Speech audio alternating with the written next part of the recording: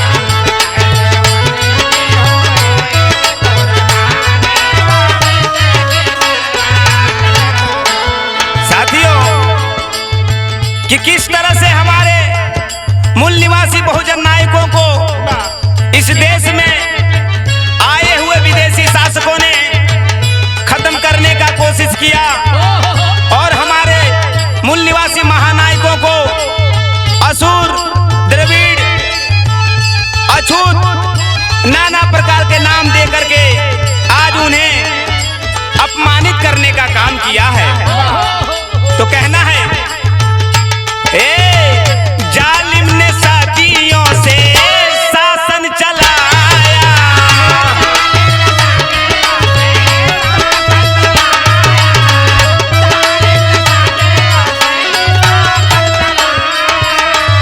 बहुजनों के पूर्वज को शोषित बनाया।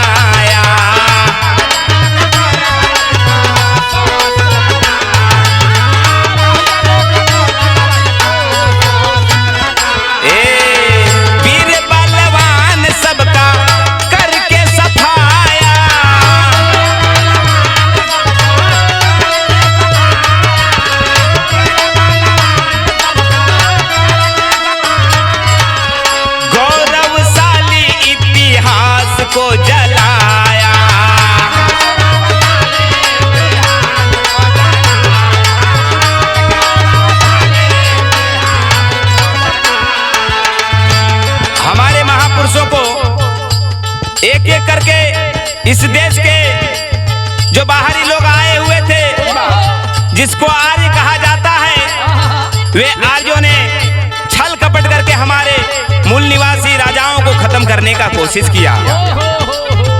जो इस देश को सोने की चिड़िया कहा जाता था, उस सोने की चिड़िया को आज नेस्तनाबूद करने का काम किया। और हमारा जो सिंधु घाटी सभ्यता का जो इतिहास था, मोहनजोदाड़ो सभ्यता के इतिहास था, उसे दबाने का काम किया। तो कैसे? शूद्र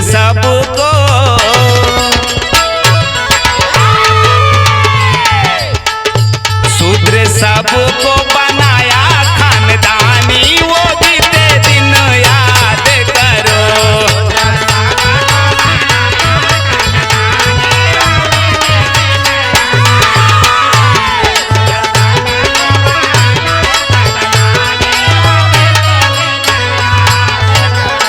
कैसे उनकी कटी थी जिंदगानी, वो बीते दिन याद करो।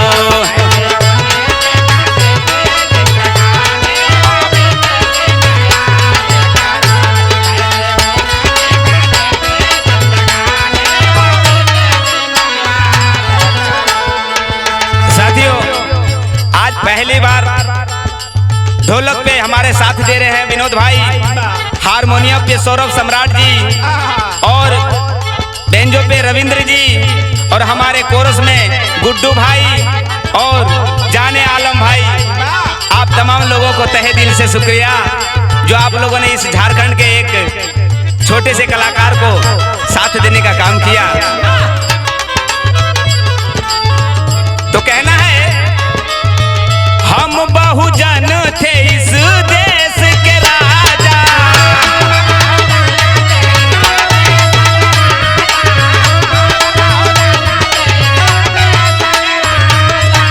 जालिमों ने हमें शूद्र कह के नवाजा।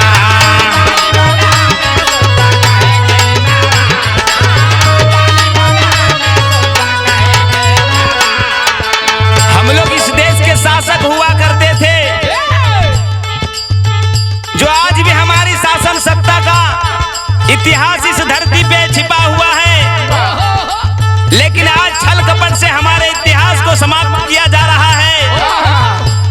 जो इंसानों का सबसे बड़ा शक्ति होता है धन बल, हमारे 5 बल को छीना इन शासकों ने।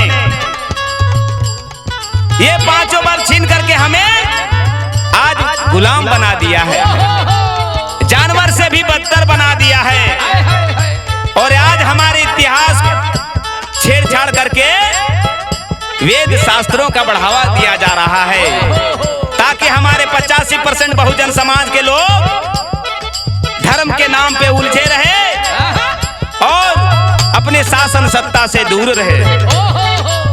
धर्म शिक्षा शासन से हमें है हटाया,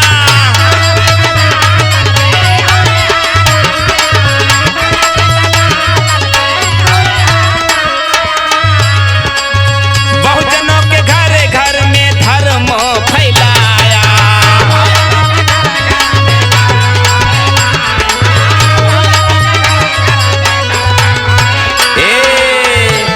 ढोंग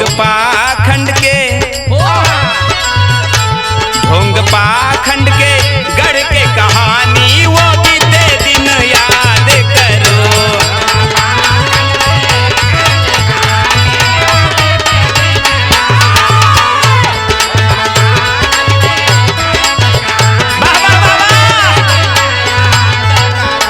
अपने पूर्वजों की पढ़ लो कहानी, वो बीते दिन याद करो।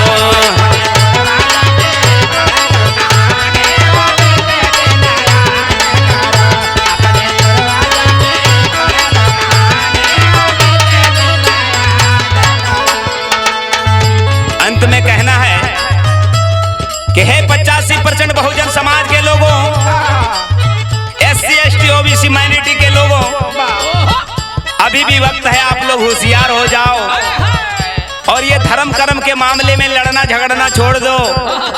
ये लड़ना झगड़ना देवताओं का काम था, हमारे पूर्वजों का काम नहीं था।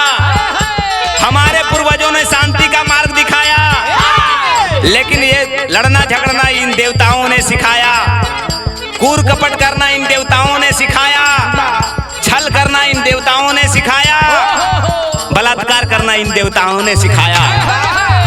जो आज शासक वर्गों ने उन्हें महान बनाने का काम किया है और हमारे महान सम्राट राजाओं को नीचे दबाने का काम किया है।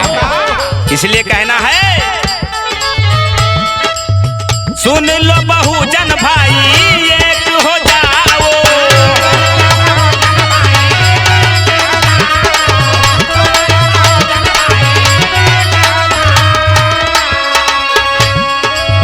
विदेशी हुकूमत को इस देश से हटाओ।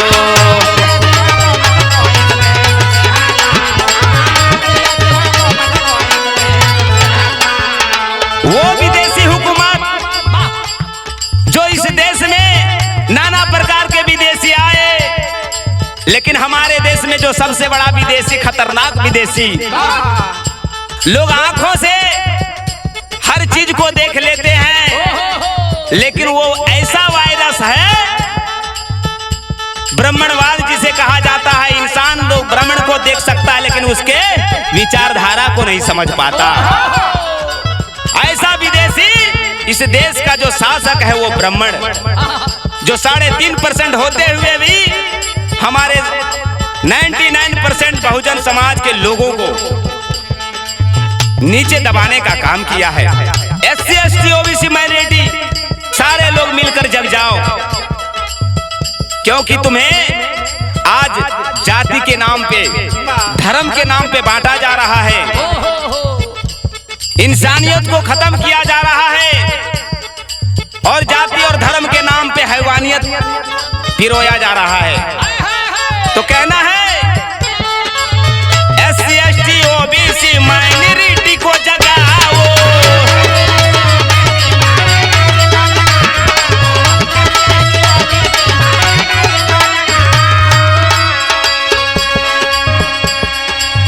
बहुजनों के पूर्वज का इतिहास बताओ।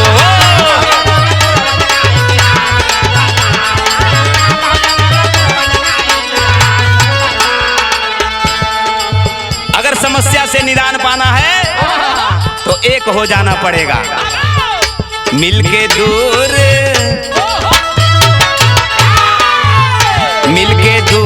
करो सब परेशानी, वो बीते दिन याद करो।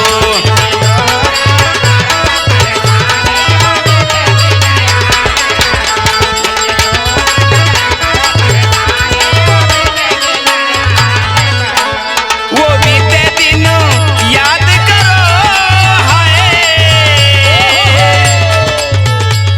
वो बीते दिन याद करो, वो बीते दिन याद करो। कैसे उनकी हुई थी कुर्बानी, वो बीते दिन याद करो। कैसे उनकी हुई थी कुर्बानी, वो बीते दिन याद करो।